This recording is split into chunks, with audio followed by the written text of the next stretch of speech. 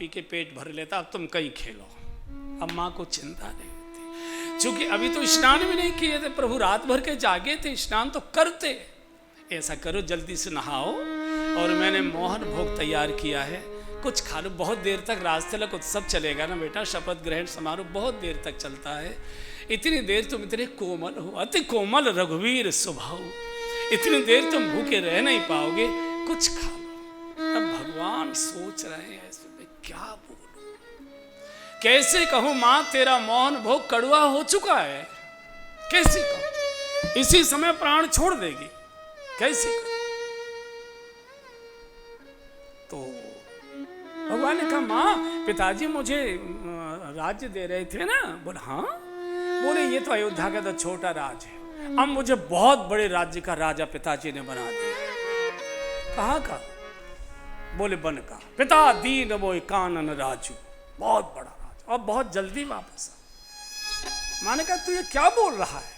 भगवान तो मौन हो गए। सुमंत्र के बेटे ने सारी घटना सुना दी कि ऐसे ऐसे कैकेयी महारानी जी ने और ये षड्यंत्र किया है, प्रभु को 14 वर्ष का वनवास, अयोध्या का राज्य श्री भरत जी को, और प्रभु अब वन की तैयारी में। अब कल्पना करिए कौशल्या जी की क्या दशा हुई। जैसे माँ का शरीर नहीं, कोई पत्थर की मूर्ति खड़ी कर दी हो, एकदम स्तब्ध हो गई। अब आचरण दिए राम जननी, ऐसे ही राम इनके गर्भ में नहीं आए, ये राम जननी है। कोई और मां होती डंडा लेकर चली गई होती। जब राजसभा ने निर्णय किया है तो मेरे बेटे का राज तिलक हो, बाकी आप आगे चलकर, और क्या होता है वो एक बहुमत और अल्पमत का जो निर्णय होता है, क्या कहते हैं संगी जी जानते हैं, आपने बहुत कुर्सियां फेंकी होंगी, क्या होता है ना वो, हाँ बहुमत सिद्ध करने का एक होता है वो, उसमें जो होगा सो होगा, लेकिन राजा तो मेरा बेटा घोषित हुआ है, कह सकते। कोई और अशोका निकेतन जैसे शरीफ मोहल्ले की माँ होती तो वो कह सकती थी चलिए आप अपने बेटे को राजा बनाइए, हमको कोई आपत्ति नहीं है, लेकिन आप दूसरे के बेटे को वन में भेजने वाली आप कौन होती है? भाई भेजना अपने बेटे के लिए, निर्णय करो अपने बेटे के लिए करो, आप दूसरे के बेटे के लिए कैसे निर्णय करेंगे? ये बोल सकती थी, लेकिन कौशल्या माँ क्या कहती है? सुनो राघव, कान खोल कर सुन। जो केवल पितुआय सुताता, अगर तुझे बन जाने की तेरे पिताजी ने केवल आज्ञा दी है तो मैं बड़ी माँ हूं, और बेटे पर माँ का पिता से 10 गुना ज्यादा अधिकार होता है। इसलिए जब कोर्ट निर्णय देता है विखंडन का, परिवार विखंडन का, तो बेटा या बच्चा माँ के साथ दिया जाता है, ये नियम है। जो केवल पितुआय सुताता तो जन जाओ जानी बड़ी माता, राजमाता मैं हूं, मेरा भी अधिकार है, मैं रोक सकती हूं तुमको। लेकिन सुनो राघव, कैकेयी मेरी सौत नहीं है, तो बोले तेरी माँ है, और जो पितु माँ तू कहे बने जाना, जो पितु माँ तू कहे बने जाना, जो पितु माँ तू कहे बने जाना, जो पितु माँ तू कहे बने जाना, तो कानन शत अवध समान। ये है कौशल्या माँ। तो कानन शत अवध समाना, हाँ जी तो कानन शत अवध समाना, तो कानन शत अवध समाना। ये बात कोई दूसरी दुनिया की स्त्री बोल नहीं सकती। अगर माता पिता दोनों ने आज्ञा दी है, कैकेयी तेरी माँ है, मैं नहीं हूं तेरी माँ, कैकेयी तेरी माँ है, और जो पित मातु कहे बन जाना। बेटा जाओ, बन तुमको सैकड़ों अयोध्या के समान सुखदायी, जाओ सुखे न बनई बल जाओ, करे अनाथ जन परिजन गाओ। हम सबको रोता छोड़कर अनाथ करके चले जाओ, लेकिन बन तुमको सुख देगा, मेरा आशीर्वाद है। ये है कौशल्या। इसके गर्भ में लालायित होता है ब्रह्म बालक बनकर खेलने के लिए, इसकी छाती का दूध पीने के लिए ब्रह्म बालक बनता है। ऐसी कौशल्या माँ को प्रणाम किया और दशरथ राऊ सहित सब राई, दशरथ राऊ सहित सब राई। हाँ जी, दशरथ राऊ सहित सब राई, दशरथ राऊ सहित सब राई। सुकृत सुमंगल मूर्ति मानी, सुकृत सुमंगल मूर्ति मानी। जिनहि बिरचि बड़ भयउ विधाता, जिनहि बिरचि बड़ भयउ विधाता। महिमा अवधि राम पितु माता, महिमा अवधि राम पितु माता। जी दशरथ राव सहित सब राई, दशरथ राव सहित सब राई। प्रतीक के रूप में कौशल्या जी को प्रणाम कर दिया, चूंकि 750 रानियां थी। सरधना से बड़ा होगा मुझे लगता है महल है, 750 फ्लैट होंगे। फ्लैट क्या, पूरा का पूरा इतने बड़े बड़े महल होंगे, तो कहाँ तक आया हो, लखनऊ तक हुआ मुझे लगता है, अयोध्या से लखनऊ। अब गोस्वामी ने सोचा एक एक का वर्णन करूँ तो इतने मोटे मोटे 7 ग्रंथ होंगे, सबको प्रणाम कर दिया। जैसे हमारे संत लोग होते हैं ना, गौड़िया संप्रदाय ने बहुत अच्छी पद्धति निकाली है। जैसे सैकड़ों महात्मा बैठे, अब सबके एक एक को दंडवत कैसे करें, वो एक जगह माथा टेक देते, सबको हो जाता है। ऐसा होता है ना, गौड़िया संप्रदाय का ये स्वभाव है। नहीं तो एक एक को चलते जाओ, मुश्किल हो जाएगी। दशरथ राव सहित जिनहि बिरचि बड़ भयउ विधाता। राम की रचना ब्रह्मा नहीं कर सकते हैं, कृष्ण की रचना ब्रह्मा नहीं कर सकते। की नहीं, अरे गांव के लोगों ने पहचान लिया। जब भगवान वन को जा रहे थे तो ठेठ गांव के लोग अवधी भाषा में बोलने लगे, ये तो आप प्रकट भय विधि न बनाए, ये स्वयं प्रकट हुए, इनमें तो ब्रह्मा जी की कोई रचना दिखाई ही नहीं दे रही है। क्योंकि ब्रह्मा जी की रचना तो गुण दोषमय है और इनमें तो कोई दोष दिखाई ही नहीं देता है। ये ब्रह्मा जी ने नहीं, तो किसी ने जाके ब्रह्मा जी को, पत्रकार ने बताया, आपकी बड़ी बदनामी हो रही है। क्या हो रही है? और सारी जनता में ये शोर है कि ये तो अपने आप प्रकट हुए, आपने रचना नहीं की, आपका इसमें कुछ है ही नहीं राम जी के शरीर में। बोला अच्छा चलो कोई बात नहीं, हमने इनको नहीं बनाया, इनके बाप को तो मैंने ही बनाया है, इनके बाप को तो मैंने। जिनहि बिरचि बड़ भयउ विधाता, दशरथ जी की रचना करके, और ब्रह्मा भी अपने को बड़प्पन अनुभव कर रहे हैं कि कोई बात नहीं, राम को हमने न बनाया, लेकिन राम के बाप को हमने ही बनाया है, इसलिए हम दादा बने ही रहेंगे, कोई बात नहीं। ऐसे सबको प्रणाम कर, अब दिव्य पूरे परिवार आदि को प्रणाम कर, और अब आइए प्रणवं प्रथम भरत के चरणा, प्रणवं प्रथम भरत के चरणा। जी चासुने व्रत जाई न भरना, चासुने व्रत जाई न भरना। राम चरण पंकज मन जासु, राम चरण पंकज मन जासु। लुबुध मधु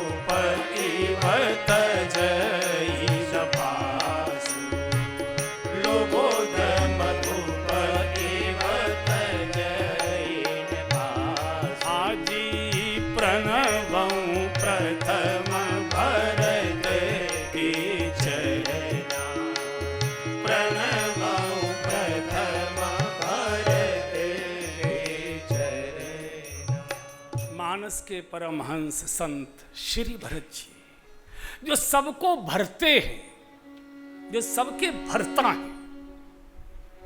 भरत माने जो सबको भरे, वही चूंकि त्याग के प्रतीक है, और व्यक्ति त्याग से ही भरता है। जितना संग्रह करेगा उतना ही अधूरा और खाली रहता है।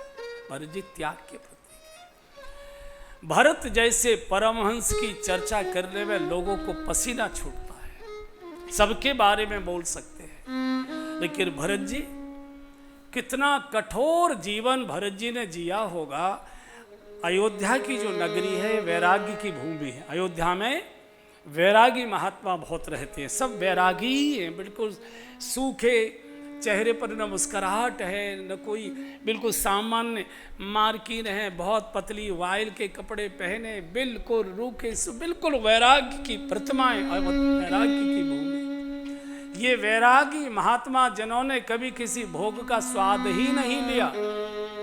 हम एक बार भोजन करने गए पूज्य बड़ी मणिराम छावनी में, पूज्य नृत्य गोपाल दास जी महाराज के। उस समय राम जन्मभूमि का आंदोलन चल रहा था। उस समय बहुत अयोध्या जाना आना था। एक बार हम भोजन किया तो हे भगवान, मैं समझता हूँ गायों की लड़ावनी का भी पानी इतना पतला नहीं होगा जितनी पतली उनकी दाल थी, पूरी दाल। अच्छा, साधु उसी पर लड़ रहे थे। वहाँ की जो पत्तल होती है वो कटोरा जैसी होती है, ऐसी। उसी में चावल लो, उसी में वो दाल क्या वो पलट देते हैं पूरा का पूरा। ठीक, कर लें कर लें कर लें, बैठो बैठो बैठो बैठो बैठो बैठो। मेरा जरा शरीर नटखट है। तो एक आधा कोई दाल का वो आ गया होगा बीज, साधु उसी पर लड़ पड़े। ए रसोईया, इतनी गाढ़ी दाल कर दी। मैंने कर गाड़ी ये है तो फिर पतली क्या होती होगी। इतने वैराग्य की भूमि है। वहां के साधु जब नंदी गांव में श्री भरत जी 14 वर्ष का तप कर रहे थे, किसी साधु की हिम्मत नहीं होती थी जाकर देखा। सुनि व्रत नेम साधु सबु जाहि, सुनि व्रत नेम साधु सबु जाहि। फिर गाइए, सुनि व्रत नेम साधु सबु जाहि, सुनि व्रत नेम साधु सबु जाहि। देखी दशा मुनि राज लजाहि, देखी दशा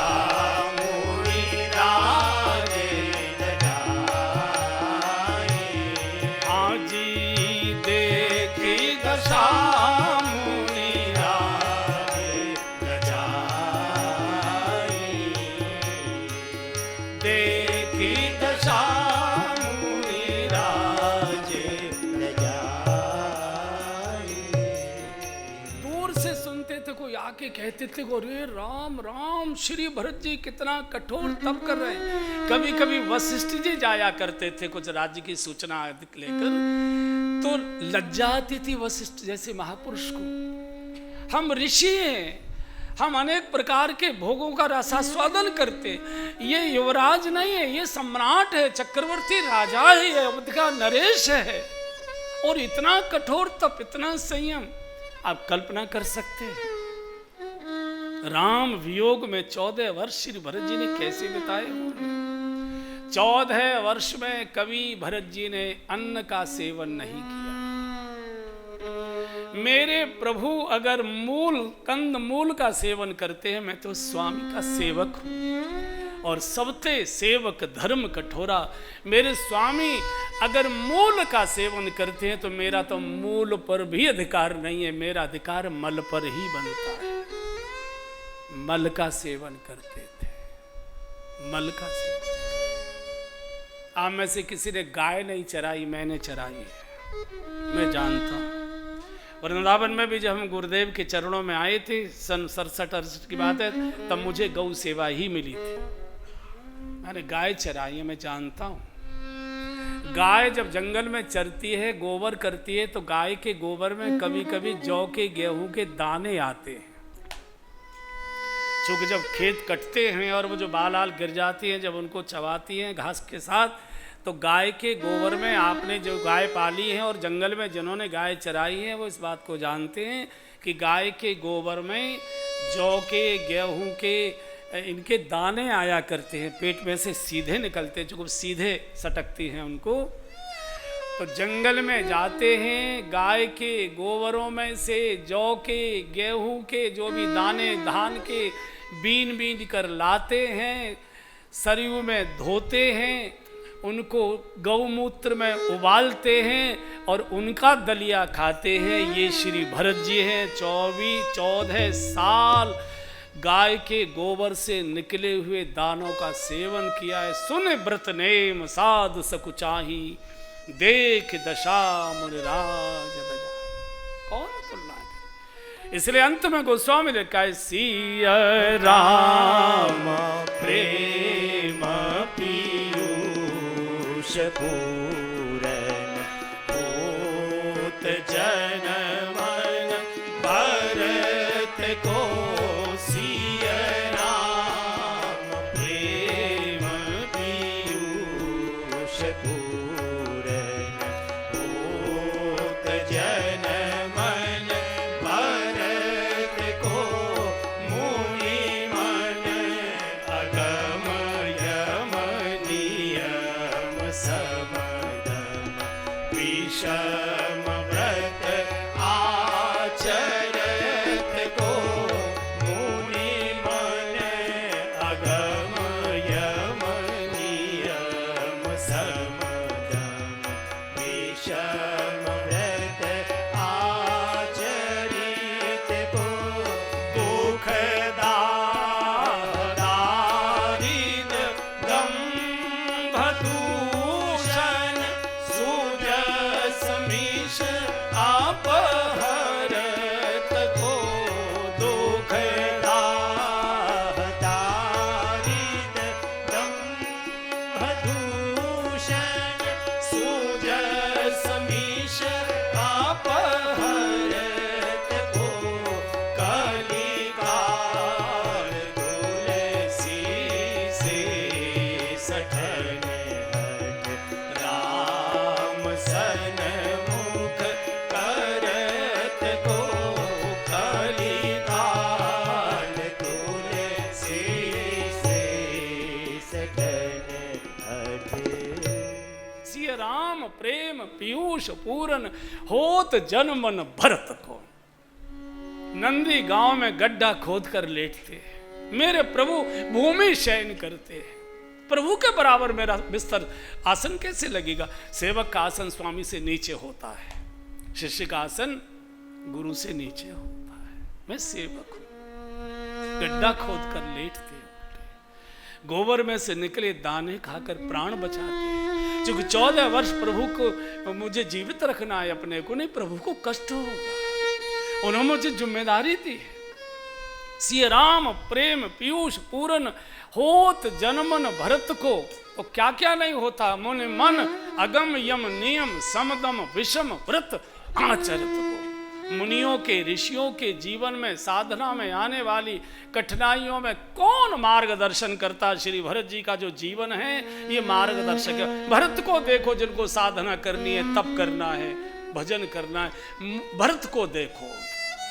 गोस्वामी जी लिखते ये कोई और भी कर सकता था, लेकिन एक का काम नहीं हो सकता था।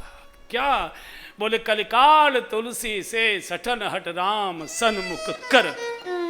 मेरे जैसे कामी को, सठ को हट पूर्वक राम जी का दर्शन कोई नहीं करा सकता था। केवल श्री भरत जी की कृपा से मुझे राम दर्शन हुआ। सुनी होगी आपने कथा। जिस समय चित्रकूट की यात्रा जा रही थी तो सब रथ वगैरह सब तैयार हुए, पालकियां तैयार, रथ घोड़े जो भी जिनके वाहन थे। तो गोस्वामी जी को पता लगा कि भरत जी चित्रकूट जा रहे हैं। तो गोस्वामी जी भरत जी के पास पहुंचे।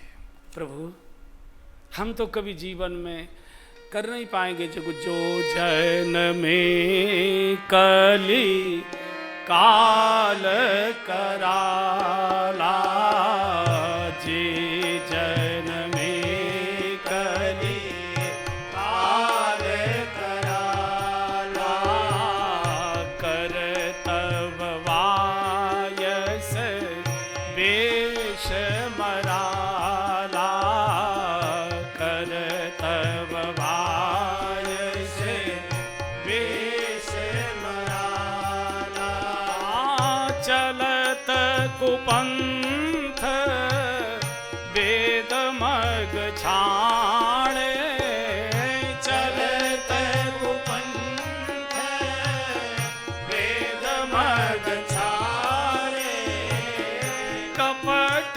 कलेवर कलिमल भाणे, कपट कलेवर कलिमल भारे, वंचक भगत कहाई राम के, वंचक भगत कहाई राम के, जे जन में कली काल कराला, जे जन में कली काल। हम तो भोजन भट्टे हैं, कलयुग के प्राणी हैं, महापापी हैं। दुनिया का कोई पाप ऐसा बचा नहीं जो हमने किया ना हो। हमारे मन में 24 घंटे पाप ही बैठा है, हम कैसे दर्शन करेंगे? बरेली ने कहा चलो ना मेरे साथ, चलो। तो कैसे जाएं? कोई भजन पाठ है? अरे जब मंथरा जा सकती है, जब मंथरा जा सकती है, केकई जा सकती है जिसने राम को घर से बाहर किया, और तुम तो साधु, तुम तो मानस लिखी है, राम कथा लिखी है, तुम क्यों नहीं जा सकते? बोले हमारे पास तो कोई साधन नहीं है।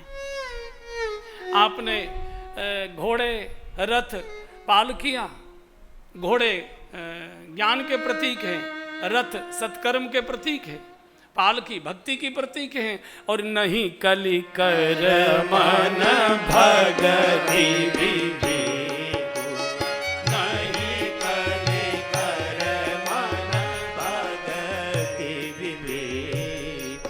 तीनों में से कुछ भी हमारे अंदर नहीं। कोई तो साधन चाहिए ना प्रभु दर्शन के लिए।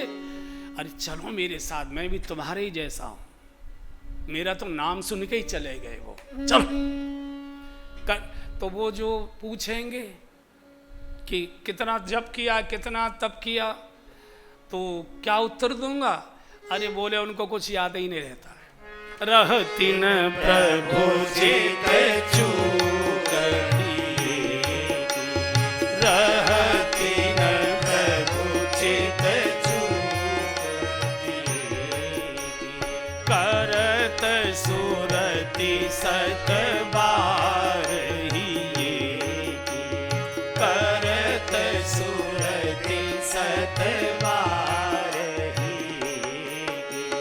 देखी दोष कबहु न पुर आने, देखी दोष कबहु न पुर आने, सुनी गुण साधु समाज बखाने, सुनी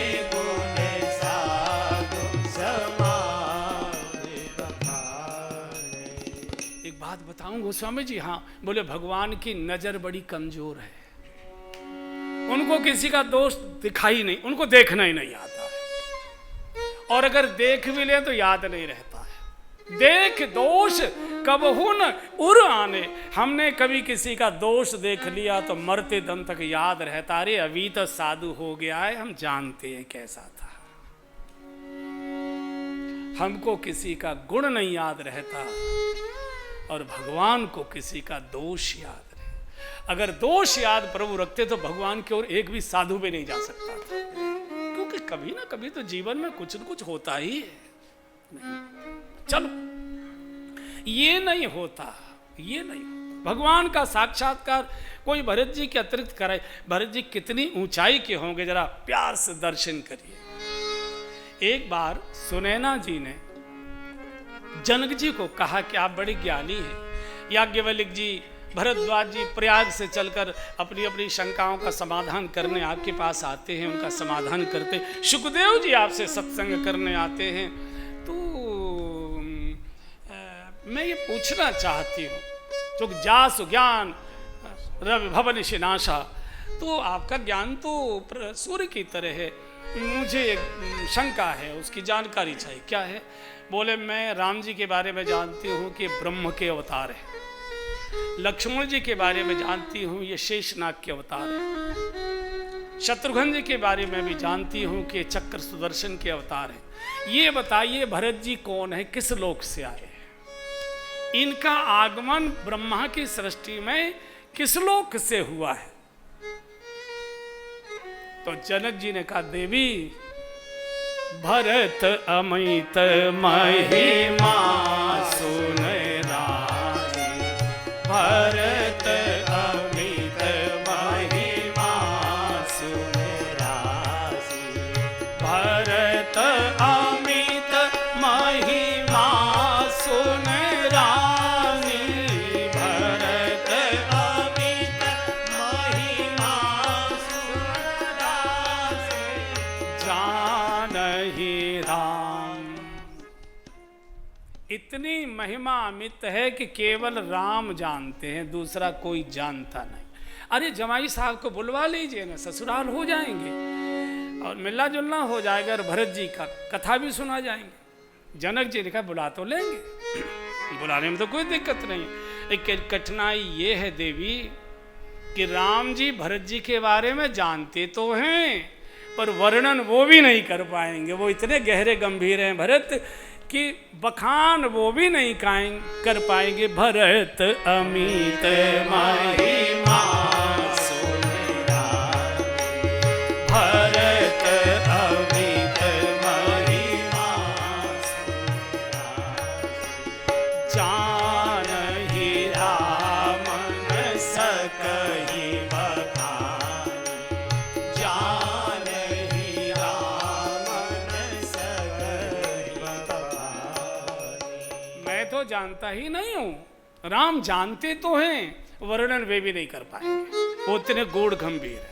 और गहरी बात हो गई, सुनैना जी ने पेट में रख ली। माताएं बहुत बातों को पेट में रखती है। अच्छा इनका लेकिन पेट नहीं खराब होता, पता नहीं क्यों। हमने देखा है पुरुषों के पेट खराब होते, लेकिन माताओं को कभी मैंने अपच की बीमारी नहीं सुनी। प्लेट में कुछ भी हो सबका स्वागत करती है। यहाँ कुछ है ही नहीं स्वागत के लिए, दाल है, खिचड़ी है, पियो पियो मत पियो मत पियो, तो यहाँ तो पेट ठीक है।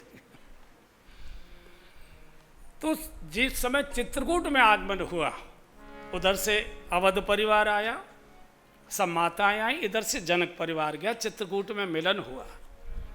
एक रात सुनैना जी कौशल्या जी से मिलने के लिए उनके शिविर में गई। स्वागत सत्कार हुआ, कुशल क्षेम हुई, बहुत सी बातें हुई। तो सुनैना जी ने कहा, माँ एक मेरी शंका है। क्या है? मैंने सुना है कि भरत जी आपकी गोद में खेले हैं।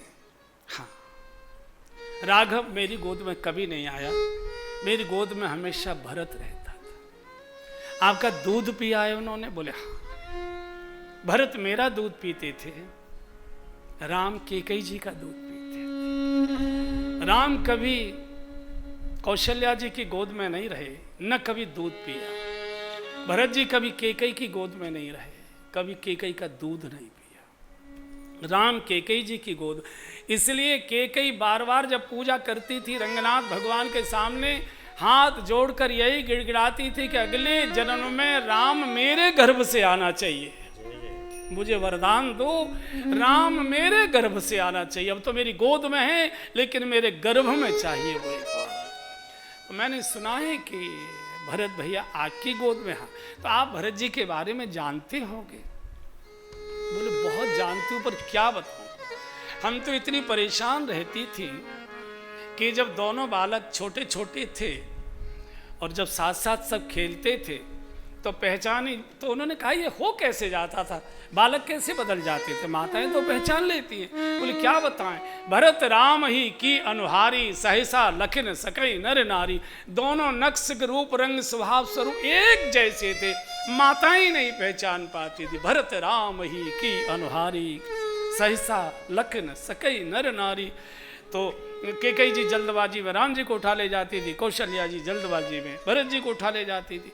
तो ये चर्चा थोड़े दिनों के बाद होने लगी कि बालक बदल जाते हैं, बालक बदल जाते हैं। तो ये बात वशिष्ठ जी तक पहुंची और एक बार वशिष्ठ जी को बुलाया गया राजभवन में। तो कौशल्या जी ने और कैकेयी जी ने कहा कि गुरुदेव नाम तो बच्चों के आपने रख दिए, राम लक्ष्मण भरत शत्रुघ्न, लेकिन बालक बदल जाते हैं, पहचान नहीं होती है, राम कौन है भरत कौन है, आप कुछ पहचान तो बताइए।